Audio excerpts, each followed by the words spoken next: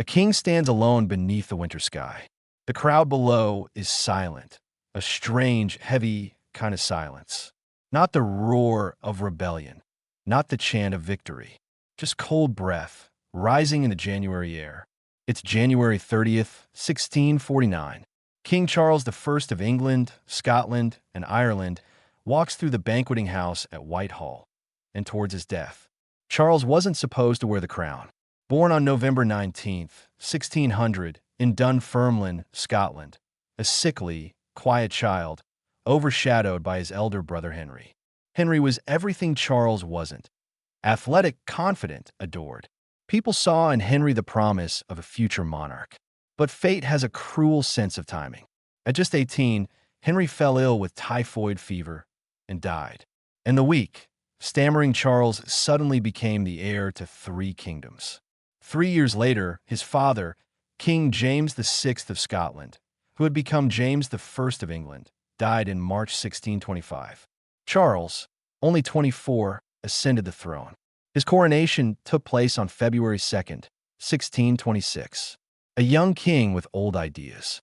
He believed, like his father, in the divine right of kings, the idea that monarchs ruled by God's will alone, that no mortal man, no parliament could question them.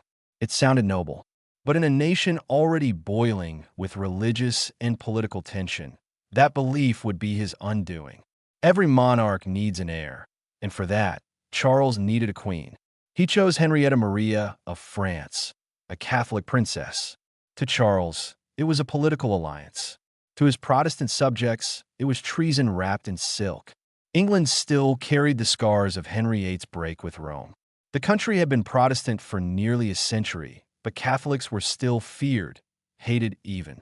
When the marriage was announced, London erupted in whispers. A popish queen, they called her. The French brat.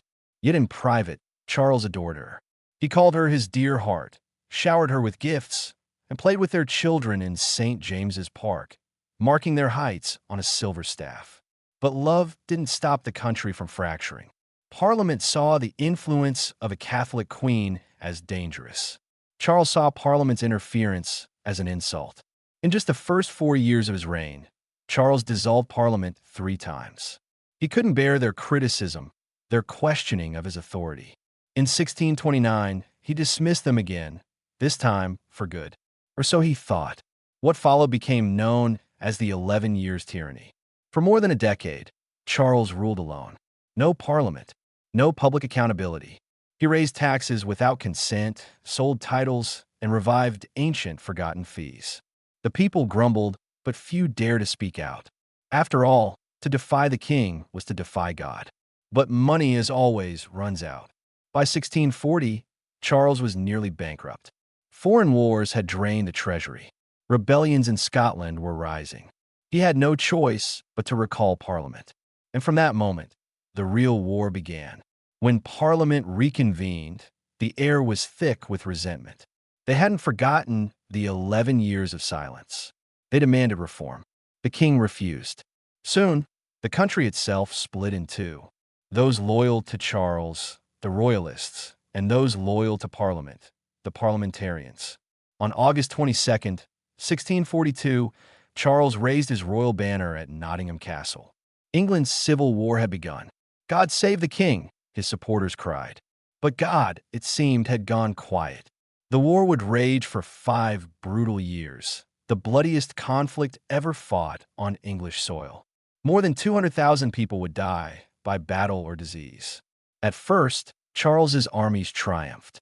Victories at Edgehill and elsewhere made him confident, maybe too confident. But by 1644, the tide turned. A man named Oliver Cromwell rose from obscurity, leading the parliamentarian forces, the New Model Army. At the Battle of Naseby, the king's army was crushed. From then on, defeat followed defeat. By 1646, Charles fled to Scotland, hoping for mercy. Instead, they sold him, quite literally, to the English Parliament for £400,000. He became a prisoner in his own land. He was moved from one house to another, from Holdenby to Hampton Court. At Hampton Court, rumors spread that assassins were coming for him. One cold night in 1647, Charles slipped away, escaping through a secret passage.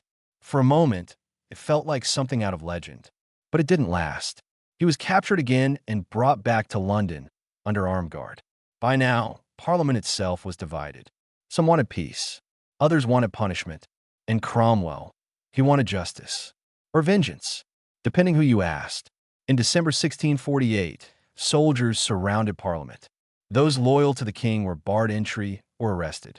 Only 46 men remained. The Rump Parliament. They voted. By a narrow margin, they decided the unthinkable, to put a king on trial. January 20th, 1649. Westminster Hall. Charles I stood before the court, dressed impeccably in black velvet, a white lace collar at his neck, a blue ribbon across his chest, the mark of the Order of the Garter. His hat stayed on. Everyone else's came off. That was deliberate. A king bows to no man. When the judges began, Charles raised his voice. By what power am I called hither? He refused to recognize the court's authority. For 3 days he stood silent, calm, unmoved. The judges pressed him again and again. But Charles, he didn't yield. He would not plead guilty. He would not plead at all. Still, on January 27th, judgment was passed. Guilty of tyranny, treason, and murder. He tried to speak once more, but John Bradshaw, the court president, silenced him. Will you not hear a word, sir? Charles asked. No answer. He was led away. He was granted 3 days to prepare for death. He asked to see his 2 youngest children, Elizabeth and Henry. They were brought to him on January 29th. Elizabeth, just 13, wept uncontrollably. Henry sat on his father's knee, clutching his cloak. Charles comforted them gently, speaking softly. My child, you shall forget this sorrow. Then to Henry, he whispered something colder. Do not accept the crown. They may offer it to you. Refuse it, my son, at any cost. The boy promised. As they were led away, Elizabeth screamed. Charles rushed forward and embraced them both one last time. When the door shut, he fell to the floor and wept. That night, he barely slept. For hours, perhaps. Before dawn, he rose, dressed carefully, and looked out the window. I have great work to do today, he said quietly. He called for an extra shirt. The weather was bitterly cold. I would not have my people think I shiver from fear, he explained. At 10 o'clock, the knock came. Guards led him from St. James's Palace through the park to Whitehall.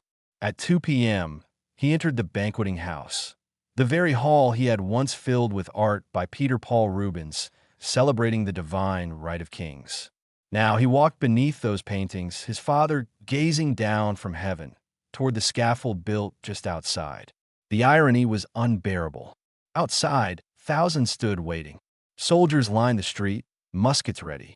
No cheers, just the sound of boots and snow. Charles climbed the wooden steps with steady feet. If he feared anything, he didn't show it. His composure was unnerving, even admirable. Finding someone willing to execute a king had been almost impossible. The man they found disguised himself in a sailor's outfit, wearing a false beard, wig, and net over his face. No one would ever know his name. Charles turned to him and asked gently, Is my hair in your way? The man nodded. Charles tucked it under a white nightcap. He then addressed the small group of soldiers near the scaffold. I die the King of England. I go from a corruptible to an incorruptible crown, where no disturbance can be. No crowd heard it. His final words were, for heaven alone. He knelt, whispered a final prayer, then stretched out his arms, the signal. The axe came down with a single, clean stroke. A gasp tore through the air, followed by silence. Someone held up the head. Behold the head of a traitor. No cheers, no triumph, just horror. The man who once ruled by God's will now lay lifeless beneath the gray London sky.